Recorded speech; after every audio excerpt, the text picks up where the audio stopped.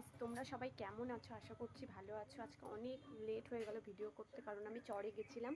তো চরের থেকে কয়টা সবজি আনলাম, চলো তোমাদের দেখাচ্ছি। তো গাইস দেখো, কয়টা কুমড়ার ডোগা আনছি আর কয়টা ভেন্ডি আনছি।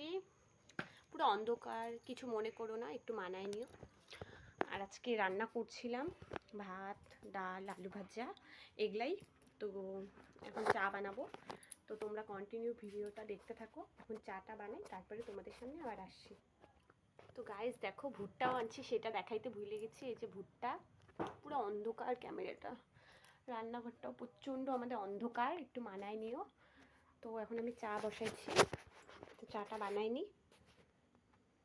তো গাইস, তখন বললাম না আমি চা বানাবো, তো চা খাবো। তো এখন আমার বর চাটা খায়, একটু আগে আমার বর বাজার থেকে আরও সবজি নিয়ে আসলো। দেখো তোমাদের দেখাচ্ছি।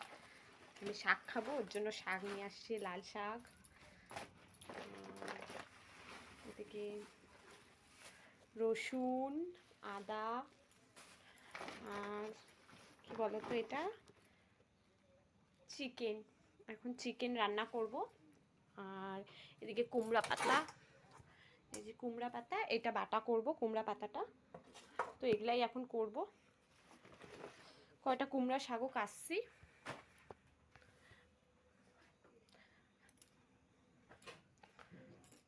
তোমরা তো ভিডিও ভালো মতো দেখছোই না, এখন তো বলছি কন্টিনিউ ভিডিও আসবে।